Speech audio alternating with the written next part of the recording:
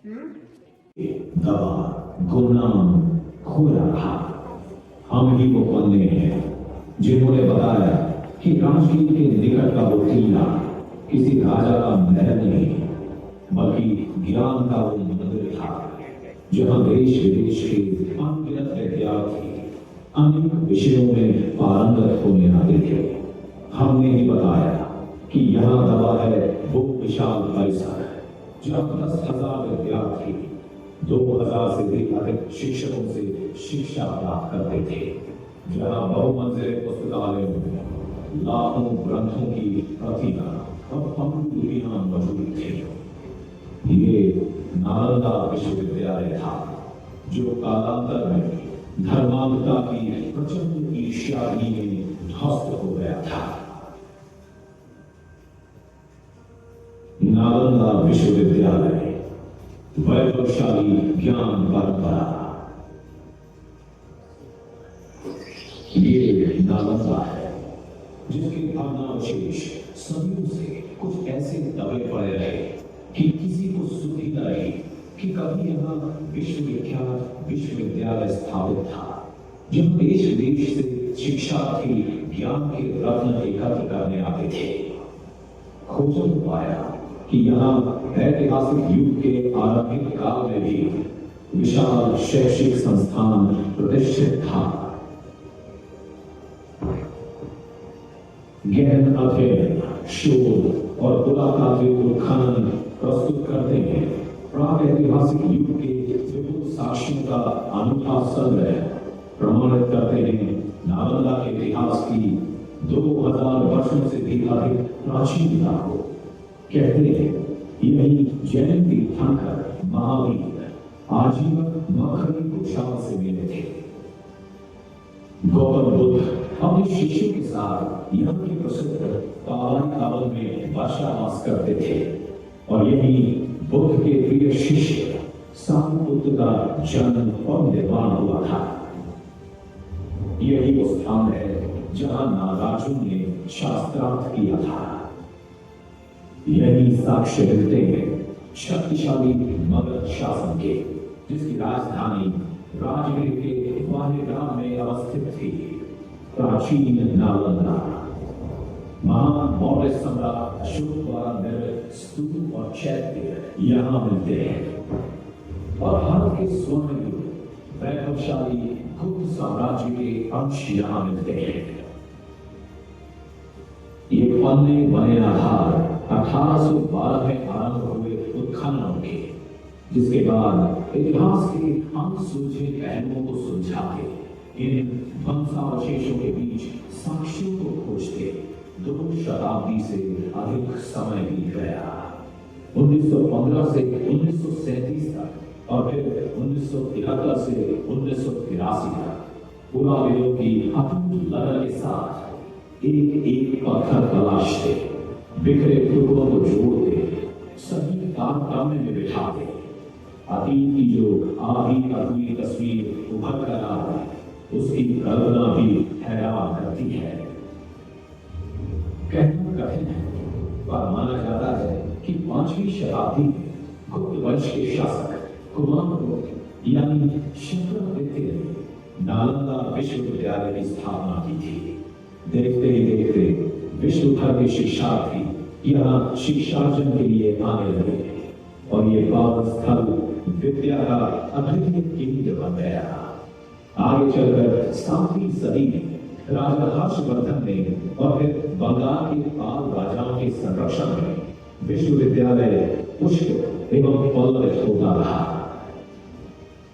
Hiuen Tsang की diary के कुछ पन्ने तस्वीर उकेरते हैं उस वैभवशाली परिसर की, जहां विशालकाय और गगनचुंबी भवन सपनी सी डरने वाली अट्टालिका से सुशोभित थे, जहां ऊपरी कक्षों से बादलों और हवाओं को महसूस किया जा सकता था, जहां से संध्याकालीन सुंदरता और चांदनी दहाई दिशाएं स्पष्ट दिखाई देती थी।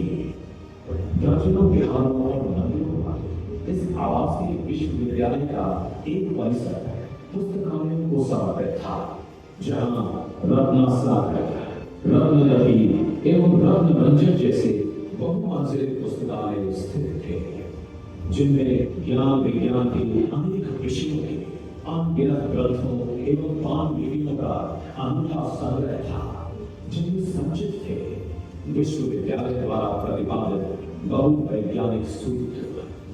आवासीय विश्वविद्यालय के इस विशाल परिसर के केवल कुछ भाग का उत्खनन अभी हुआ है, जिनमें प्राप्त हुए हैं स्तूप, मंदिर, चैत्य और विहार साक्ष्य बताते हैं कि अपने युग में ये अलंकृत और सुसज्जित होते थे।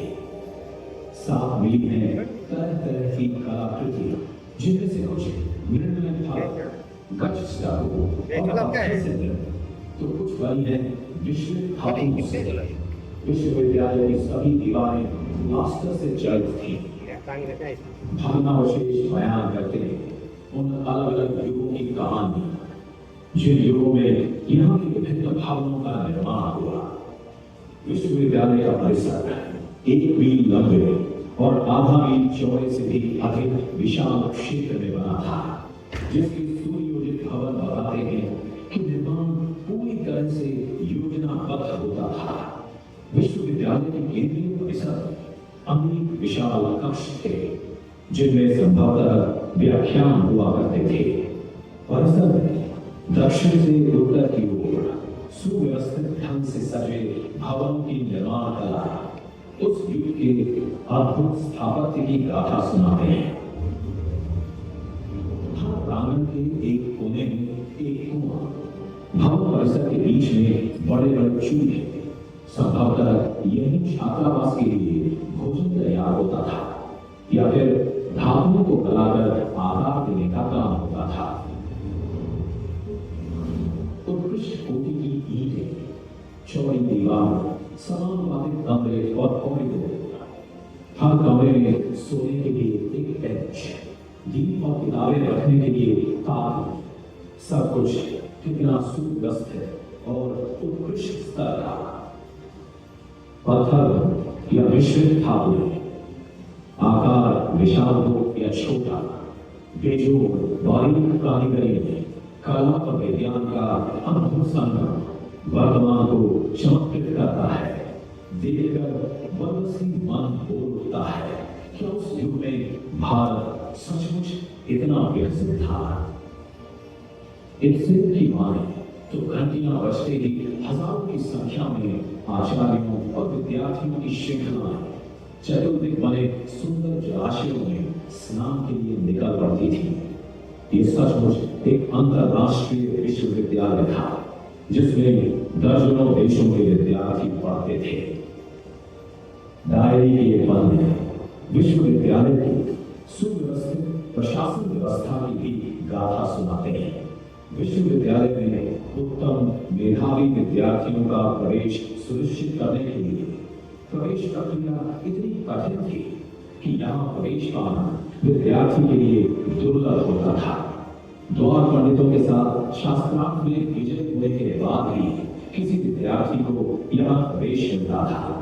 प्रवेश के बाद शिक्षा एवं आवासीय सुविधाएं सब कुछ निःशुल्क था। विश्वविद्यालय के सर्वप्रमुख को महापंडित कहते थे, जिनका चुनाव विभिन्न संघों के द्वारा लोकतांत्रिक रूप से होता था। 2 समितियां होती थी, एक विद्यार्थियों के प्रवेश और शैक्षणिक व्यवस्था संभालने के लिए, तो दूसरी आर्थिक पक्ष से जुड़े कार्यभार के लिए, जिसमें भवन निर्माण और मरम्मत आदि की व्यवस्था भी शामिल होती थी। राजाओं द्वारा संरक्षण साक्षी है, यूं ही नहीं ये धरती ज्ञान और विद्या का केंद्र बनी।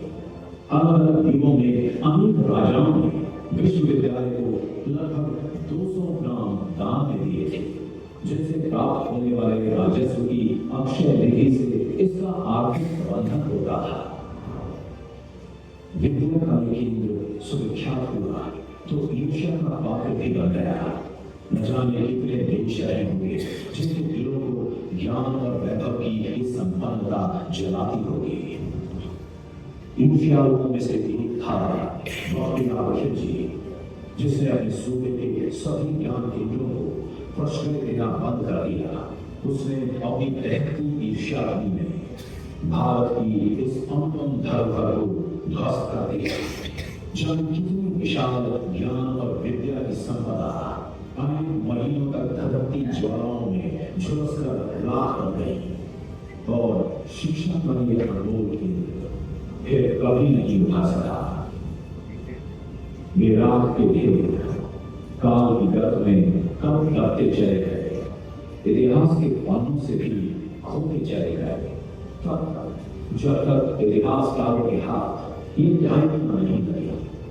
रामी तलाशी गई, दूसरों को सुझाव आया और फिर मेरा अतुलित ज्ञान परंपरा का गौरवशाली नदी, जिसका अधिकांश भाग खंडहरों में था, कुछ यूं क्षत विक्षत हो गया कि आज भी हमारा वर्तमान अतीत को तलाशने का प्रयास कर रहा।